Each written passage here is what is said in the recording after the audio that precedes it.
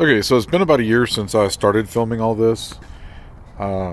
Obviously, I've done some repairs already on it. We had to completely change out the surge brake system. The old surge brake system was not only was it not functional, but somebody had disconnected most of it. We've added on a spare tire rack. This was really simple. I kind of wanted to like videotape as I was going through all of this stuff and show everybody kind of how we did it, why we did it, but just life has gotten in the way. So I'm going to try to start catching up now. This was really simple. Obviously, it's just a bolt-on. I ordered this from Home Depot, and came in 3 or 4 days, and it's real simple bolt-on type situation. We also changed out the tongue jack because it was the one that was on here was very corroded and had gotten to the point to where it was starting to fall apart. So now the other issue that we're having with Serenity is that this trailer kind of floats, and this is a Magic Tilt trailer made by Magic Tilt, and I'm not sure that this is the trailer that originally came with this boat.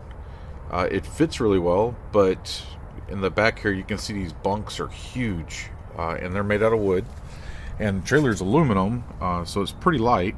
And then obviously we have 4 tires that are all full of air, so if the trailer goes into the water too far, it starts floating and kind of drifting back and forth, and it makes it very difficult to center the boat on the trailer.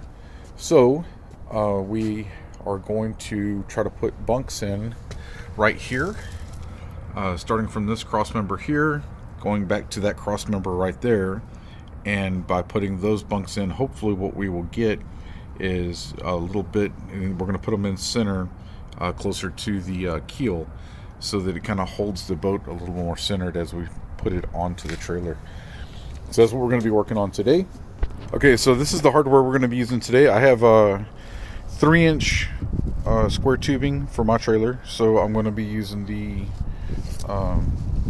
3 1/8 by 4-inch to hold it on. Here's the brackets for the actual bunks themselves. They will bolt onto here, and that will go to the bunk. And then these are the brackets that hold this to the trailer, and they'll be held on by that. So we'll get started on that. Okay, this is what I'm going to use for bunks. It's just 2x4 pressure treated lumber, 8-foot sticks from Lowe's. The carpet I'm going to use is just some indoor-outdoor carpet that I also got from Lowe's. It's like a medium-duty indoor-outdoor carpet, but it's kind of got a softness to it that allows the boat to slide on it pretty easily. So this is what we're going to be using, and now I'm going to wrap these bunks, and then we'll get started putting them on the boat, or on the trailer rather. Okay, and the way that I'm going to do this is, you can see I've already got one line marked. Basically all I'm going to do is line the board up with the edge of the carpet here. This side's a little bit crooked, so we'll kind of give ourselves a little bit of slack on it, and then we just go, we got 1 side, 2 sides, 3 sides, and 4 sides. And now just take the marker and run it down.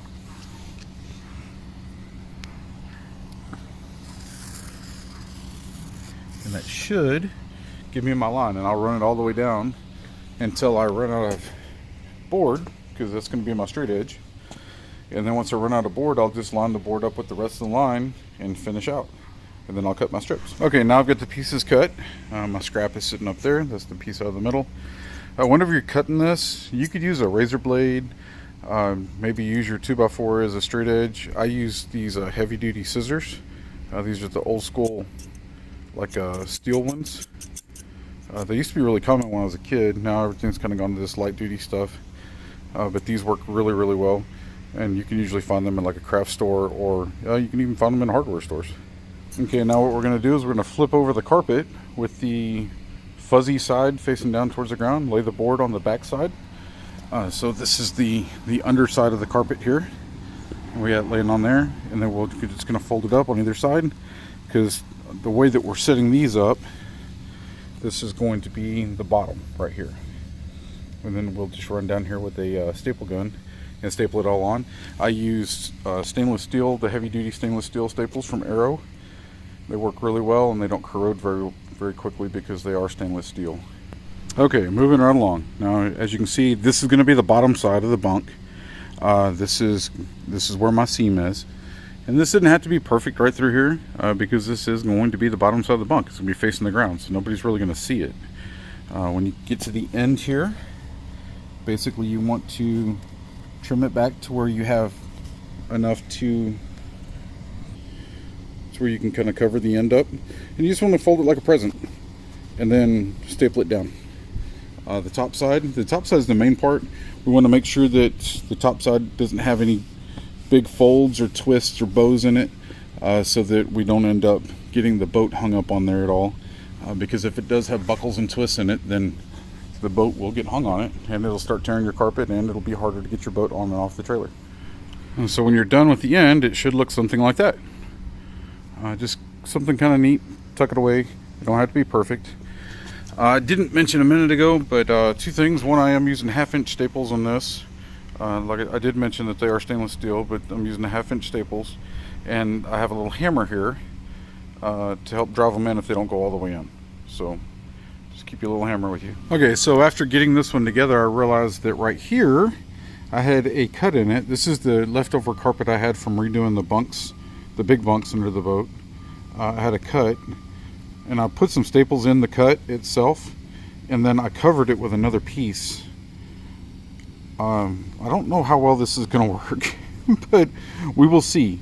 Just to kind of help it out some, I reinforced it with extra staples on the sides at the front and back to kind of help it keep from rolling, but we'll see. You know, I guess I could put some glue or something under there too to kind of help hold it in place, but we'll give it a go. We'll see in the future videos how it works out. Okay, so right now I have the brackets. This is the front of the boat. The brackets just kind of sitting in place. Here's the back. So they're just kind of sitting there right now. I'll take the bunk and I'll sit it on top of there and mark my spots to put holes. Okay, so we have one bunk board on so far. There's the front of the boat, and difficult to film underneath here. And then we have the second one, or the second bracket right there. This set we're about to put on, and we will get that done in just a minute. But basically what I've done is I just kind of put the brackets on here to where they're snug, but not just to where they don't flop all around. You got to kind of put a lot of pressure on them, because when you start trying to balance the boards on here, it gets really loose. It starts falling. I need to tighten this up a little bit more. That way I can set the board on there. I need to tighten that up a whole lot more. Holy cow. So when you set the board on there, that way it doesn't just keep flipping over and falling off on you. And the same with the bracket down here. Just kind of make it to where it's a little bit snug. And you kind of wiggle it and put it in position when you're ready. I'm going to tighten this up real quick, take a measurement to make sure that it matches this side, and then we'll go from there. Okay, so I've got the measurement for this side, and the measurement I'm talking about is from up at the front to where the bracket meets it right here. So they match up right there, and they're the proper length. You can see this, it's not touching in the front, but that's okay. This is a 8-foot bunk, and there's only 6 feet between these two cross members. So what we're going to do next is I'm only going to put one screw in. I'm probably going to put this top screw in, and the reason for that is because the bunk is not actually sitting on the bracket back here. That way I can have some kind of pivot room and kind of get that set. Then once I have the bunk attached here, I will slide it in position to get a proper measurement between these two, and kind of get it centered up a little bit and get the height set that I want. Okay, so we have the one bolt in right now, so I'm still able to pivot the bunk and move it where I want to go. So because there's only one point of contact, as you can see on this one, I ended up a little bit short, but again, it's the bottom side, so you know nobody's going to see it. It's not a big deal. Either way, so for this, what I'm using these 1.5-inch lag screws with a flat washer and a lock washer on there as well to kind of help hold it in place.